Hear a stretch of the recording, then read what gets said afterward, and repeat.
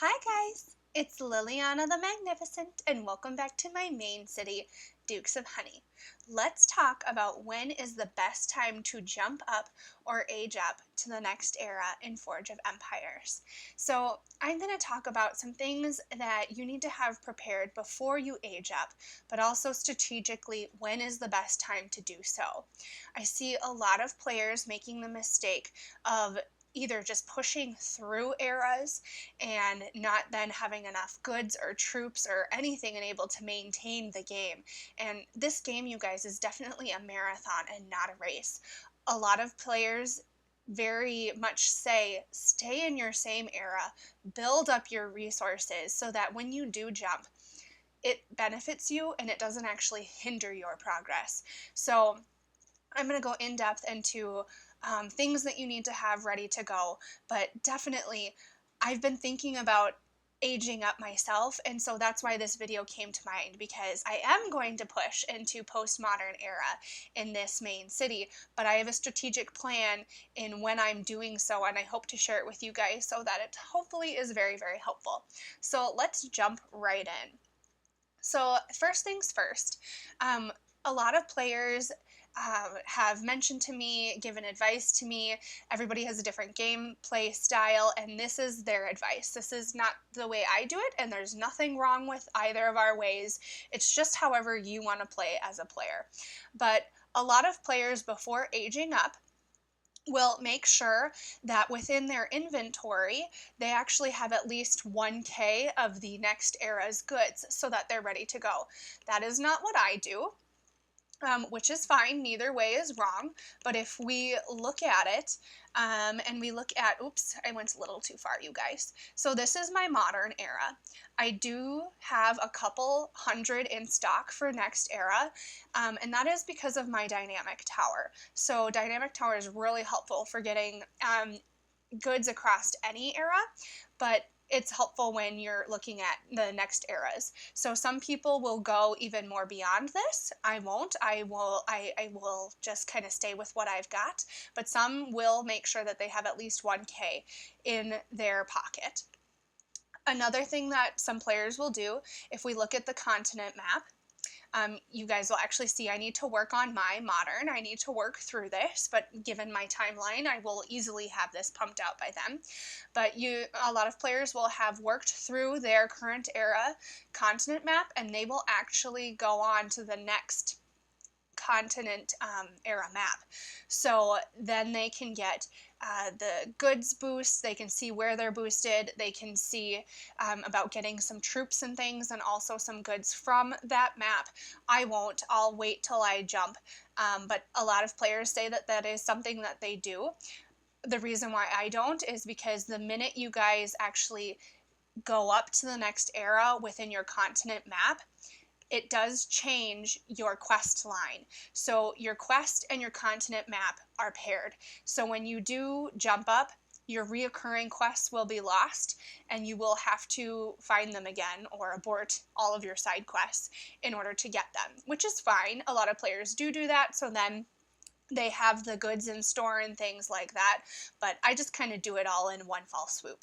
So there's nothing wrong with either of those two strategies. It's just what some advice of different players have given me, and I can take their advice, and I can also say this is just the way I do it, and that's completely okay.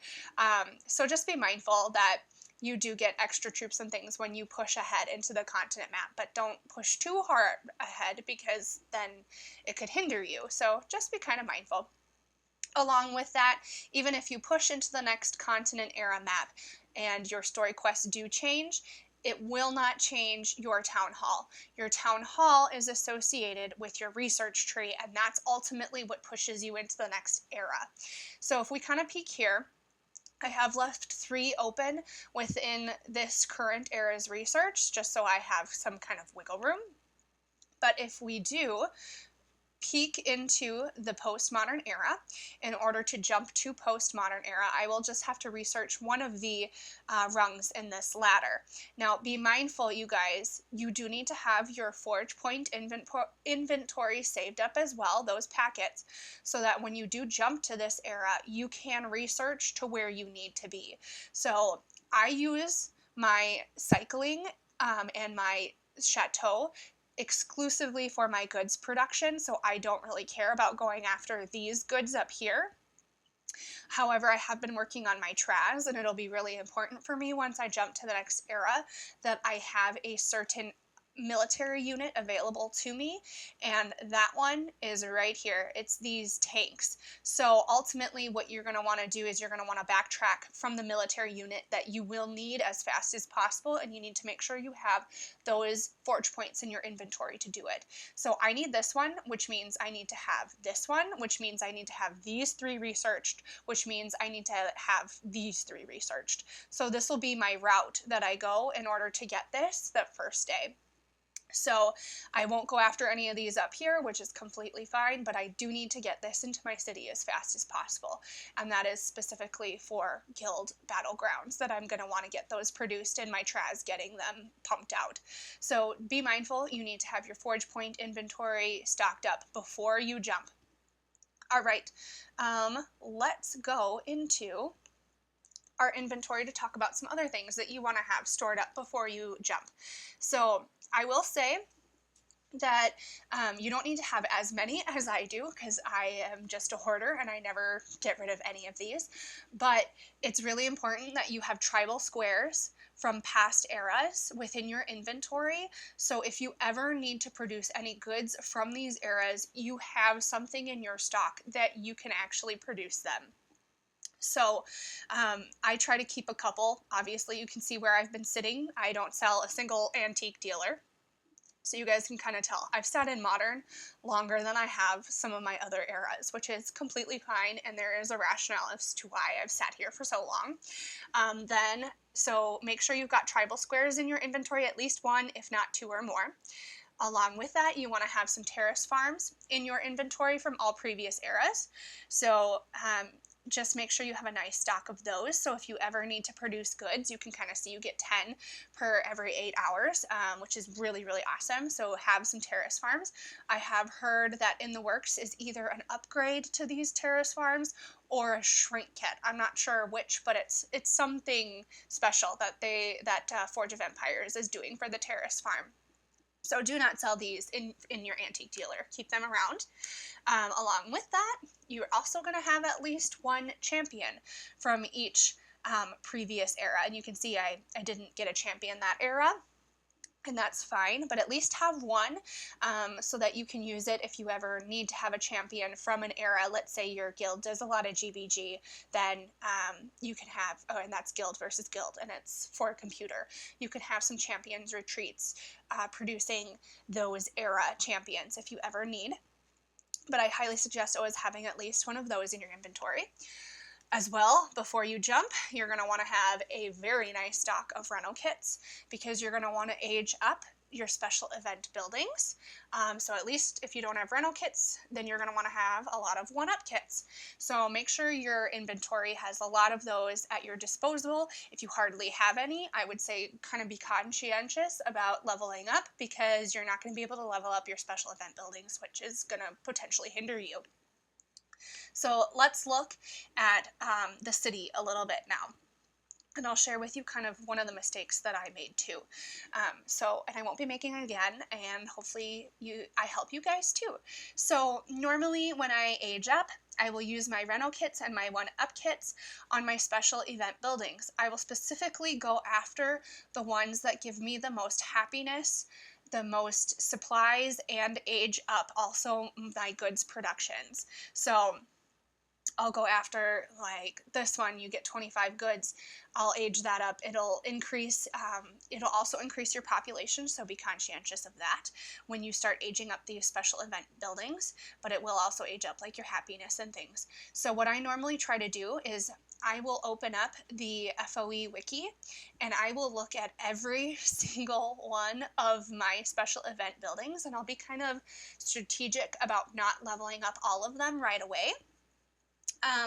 But sometimes I will, by the end of the era, obviously have all of them aged up, because all of mine are. But be kind of mindful about keeping some in your previous era, but be mindful about which ones you do, because you want to have as many goods as you can being produced in your current era. It does bump up your happiness and things like that. Now, this is the mistake I made, you guys. So when I did age up, I didn't leave any, and I mean any, of my special event buildings or even like my production buildings. I didn't leave any of them a previous era. So I really had to push my stargazer to create previous era goods. And this is because I am a pure cycler for my goods production. So what I'm going to be doing actually for this next era is I'm going to age up a lot of my special event buildings, but I'm going to keep my sleigh builders, my cider mills, and if I show you in my inventory, I've actually even bought 2 more sleigh builders that are in my modern era. So I will have 6 previous era production buildings, which will be helpful for special event times, because often they'll want you to either produce productions in current or previous era. So I will then have 6 previous era buildings in my city that I can use for special events. Those also will give me, if we kind of peek, they will give me goods from my previous era as well. So I don't have to rely only on my stargazer. Now you might say, oh, but Lil, we just saw your inventory and your modern goods are fantastic right now. Yes, but look at my progressive era. I will say right now, you guys, yes, I've been pushing my stargazer, but with the addition of this guild Battlegrounds up here, it has changed the way people are using goods. So when I aged up to modern, my progressive era goods were at 18,000 a piece. And now I'm sitting at below 1,000 for all of these. So a lot of players, and I will say this is kind of the rule of thumb, if your guild only does guild expedition, you can safely say that if you have at least high 1000k, almost to 2000k, you can kind of see, that is okay for guild expedition. However, if your guild is high into guild battlegrounds, that is not enough. And if you are only sitting at 2k and you jump, your previous era is going to take such a hit that then you are going to be hindered in being able to help your guild. So I would say be really mindful of building this current era up as much as you can. And these are all from my CF cycling, you guys. So really build that up, or make sure your military is really strong so that you can battle in GBG. So like, for instance, I've really been focusing on my military this round. And if we go and we kind of look at member activity, I'm able to kind of hold off on my negotiations unless it's a race and it needs to happen, and I've been able to focus more on fighting. So really be kind of mindful of that, and that honestly is through my Traz. My Traz has been huge for that, you guys. And also, like, my TA is not very high. That's my Terracotta Army. It's only a 16 out of 17, so it's not like excessive. My Zeus isn't even any huge amount. I don't even know where it is because I just redid my entire city. It's only a 22, so it's not like I have level 80 attack buildings, but this Traz has been huge. It's a 55. It produces a lot of military units. So be really mindful about that. You know, make sure you either have the negotiating power or the military power, because you don't want to hinder your guild, especially if they're really busy in GBG, which I can easily say we definitely are. If you're in Diamond, you're definitely busy. So be mindful of that. I don't think the 2 to 3k is enough anymore. Unless you're a guild expedition only, which is fine. And that's just kind of the change of the game. So even though I'm at, 20k, I've been really kind of sitting here because I've been like, oh my gosh, I really need to make sure my modern is high. But I lost so many previous era goods that I've had to figure out ways to build this up. So yeah, my Stargazer is now at 60 because of that. So just be mindful of that, you guys. Also be mindful if you think, leave buildings, leave more of your special event buildings then in previous era, and then cycle more. So you just have to be really strategic about kind of just the change of dynamic of the game with this edition of Guild Battlegrounds. It is huge. Granted, let me just put in a plug. You guys, Guild Battlegrounds is unbelievable. It is like probably 50 or 40 more times more amazing than Guild Expedition. Work on really focusing your efforts in Guild Battlegrounds. You get so many amazing rewards, and being a part of a guild that really supports you there really increases your growth as a player. It is huge. I do plan on making another video for Guild Battlegrounds. My first part 1 is like super laughable, and it was just because I was so tiny and I just wanted to get out something to my guild and how it works. You guys, we play Guild Battlegrounds totally differently now, and I know players have been asking me to at least just kind of share what we're doing and how you pump out sectors and how you give orders and things like that. So that is coming, I promise. Okay, enough about Guild Battlegrounds. You guys obviously know I love that. Okay, let's peek about. So when you do jump as well, you guys, I will say I am going to abort a lot of side quests. I really don't care about the side quests. I care about the reoccurring because that is where I make my goods. So I will be going after that as fast as I can. Normally, based off of this next part of the video, by the time I need my current era goods, I have at least 1K in my inventory through cycling. So, you guys, this is huge. Let's talk about strategically when to era up. And to do that, we're going to bring up a nice little calendar. So, I see so many mistakes being made with players that will level up before or between guild expeditions, before the guild battlegrounds happens, right before special events, right at the beginning of special events. Do not do that. Oh my gosh, it hinders you so much because then players are like, I'm stuck. Oh my gosh, I have to push into my research tree. I don't suddenly have any production buildings that I can place, and they want me to place a production building. They want me to place a cultural building, and I don't have any cultural buildings researched in my research tree. I have no space in my city to plant any of these things. There is strategic reasons why you do everything in this game, and leveling up an era is just in the same genre of that. You have to be strategic. So let's look. I brought up a calendar because this is going to get really kind of, brain moving, waving, lil. Oh my god, yeah. Sorry. I'm passionate about this. Okay, so we're sitting right here. Today is what? April, what am I? April 27th? Yes, 27th. So, 28, 29, 30. Yes, okay, sorry you guys. Today is April 27th. It is a Monday. Guild Expedition opens on a Tuesday. So, if your guild is a Guild Expedition only guild, then this strategy will work for you any amount of time. Do not age up on Monday. Do not age up on Sunday. Do not age up on Wednesday, Thursday, Friday, or Saturday. Age up on Tuesday, but age up an hour after the Guild Expedition opens. So, if you're Guild Expedition only, Guild playing member, age up an hour after Guild Expedition opens. This is on any Tuesday. Why?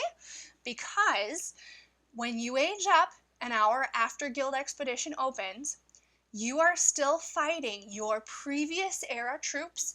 You are still negotiating using your previous era goods.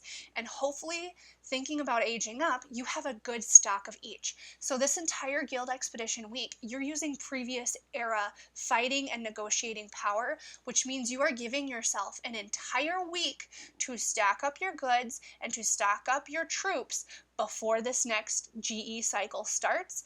And now you're in your current era. Okay, so that's if you're only a Guild Expedition guild. Now you throw in Guild Battlegrounds. Guild Battlegrounds lasts 2 weeks' time and always opens on a Thursday. So we're looking at April 30th, Guild Battlegrounds opens.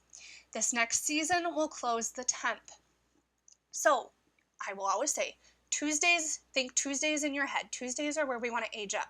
But now you have to throw in Guild Battlegrounds. So if I were to age up this Tuesday, problem. Suddenly this whole season of Guild Battleground, I'm going to be in my current era. But I have no goods. I have no troops. Yeah, don't do that. So we're thinking you always want to age up on a Tuesday, but you always want to be within the season of Guild Battlegrounds. So looking at that, it opens on the 30th. This Tuesday here, always think second week of Guild Battlegrounds, Tuesday after GE opens is a good time to level up. So we're looking at the 5th would be when I would want to level up. Now that means I have, once again, a full week of Guild Expedition using my previous era, but this whole remainder of Guild Battlegrounds is my previous era troops and goods. So I still have an entire week to save up before A, GE opens, and B, before your next Guild Battlegrounds opens. So, yes, but, third little dart into this plan. We don't want to age up on May 5th this month, you guys, because the archaeology event starts May 5th and goes through the 26th. Aging up the first day of an event is a horrid, and I mean horrid, idea, because now suddenly you need to have really pushed to have current era, at least buildings, space.